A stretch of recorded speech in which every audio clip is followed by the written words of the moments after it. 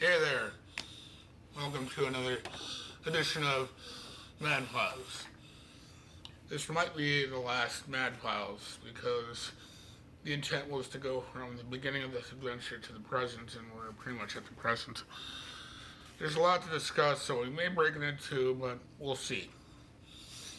As you may recall, they started the fistula surgeries where they would cut into my hip, go up to my brain, pull the stuff out, seal me up, and wait a month and repeat. Well, after the near death experience, things started going haywire again. Um, there was, excuse me, after a few weeks in rehabilitation, they started doing the surgeries again. Well, the first surgery, it turned out problematic.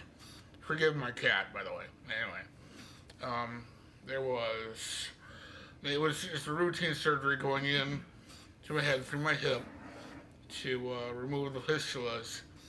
Except when they went to the left side of my head, they accidentally cut off all the blood vessels to my ear, along with the fistulas that are growing on that side of the brain.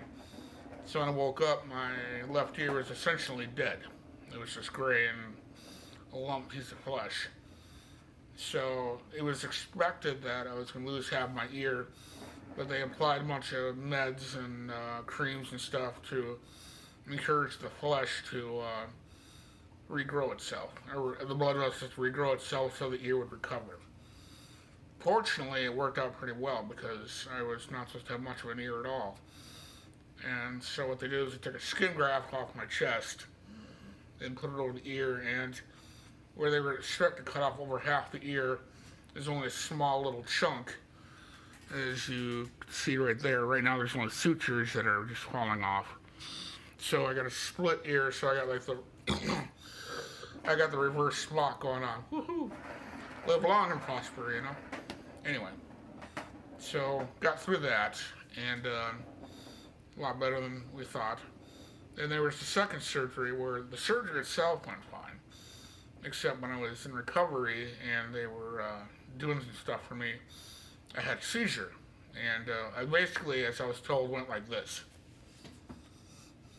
So I woke up with these monitors on my head. I look at my wife and I'm like, what the hell happened? She basically gave me a look like, you jerk. Anyway, but so every now and again, I look at my wife and I do this. And she doesn't find it very funny, so I think I'll stop now, starting now. And then there was the third surgery where I had what was called Bell's palsy, which when they go into the brain, I'm not sure what part of the brain it hit, but hit some part of the brain. The left side of the left side of my head just went drooped. That's why you listen to me talk, especially if you've known me a long time. That's why I sound kind of strange. And the good thing is, a lot of people who get Bell's palsy, they recover. They get their face back and everything else, and they can eat food comfortably, etc. It just takes a long time. And I went from not being able to eat, now I can eat just fine. It's just sometimes the food gets caught up my left side of my mouth. And it's hard to eat and swallow and stuff, but it's getting better. So, yay, another good piece of news. So, but at that point, the doctors decided to stop doing the surgeries because towards the end, as I may have shared, I've lost a significant amount of vision. My left eye is totally blind, and my right eye is largely blind. And they saw no further improvement with the surgeries to my eye, so they decided, it's time to stop. Which has left me in a precarious position. Well, recently there's been certain events which has reminded me of my situation. Since I can't see out of my left eye and barely out of my right, it means I can't drive a car. It means I can't see much. I can't work on a computer, and being in IT, can't see a monitor. You're pretty much screwed.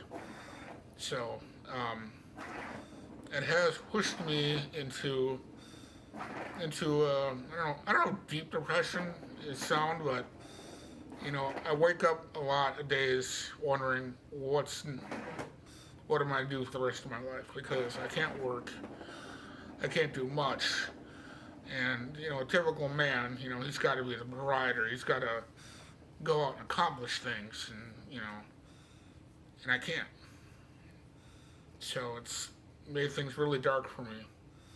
Now, I haven't gotten to the point where I feel like I'm suicidal, but, there was times where I've been asking myself, what's left in life? What is there else to accomplish? I can't do anything, and all I am is a burden to my wife. Well, I've learned that, as long as you have people around you that love you and want to see you succeed, there's always a reason to continue. And my wife is that person. I mean, not the only person in my life, but the number one person who is carrying me through the worst of times. And that's why I love her more than anything in the world. And this is going to sound vicious, especially to anyone who this applies to. Let's just say women in my past relationships. If I fell into this situation, they ran for the hills. My wife, I'm very upset, saying, you probably should leave me. I'm going to be nothing but dead weight. And she looks at me like I'm crazy and vows to stick with me, come hell or high water. And that really lifts my spirits. And I know it's true. She's going to be there for me, no matter what. And I just hope that someday I can be better so I can be there for her, no matter what. And, sorry, I'm getting a little choked up here. So I'm okay. I'm just going through some rough times. And what's coming up is on October 20th. I'm going down to the Mayo Clinic, and in case you don't know, Mayo Clinic is the world's greatest medical outfit on the planet. And what I've been researching is that they have treatments that help improve a person's vision. Doesn't make it perfect, but it makes it better. So maybe I will be able to work a computer. Maybe I will be able to drive. Maybe I can finally take care of my wife. Maybe I can be there with my friends. Maybe I can be back on the powerlifting platform. So that's why I'm holding on to hope. And if things don't pan out, I still have Amy and I still have the will to fight. And I refuse to die, whether it be in my own hands or God Almighty. But if He calls me home, so be it. So, depending on that outcome, I'll share with you that outcome. Especially if I get my vision back, I plan on going streaking like Frank the Tank on Old School. I'm going streaking! Woo! Anyway, so I'll let you know how that goes either way. So that's all for now.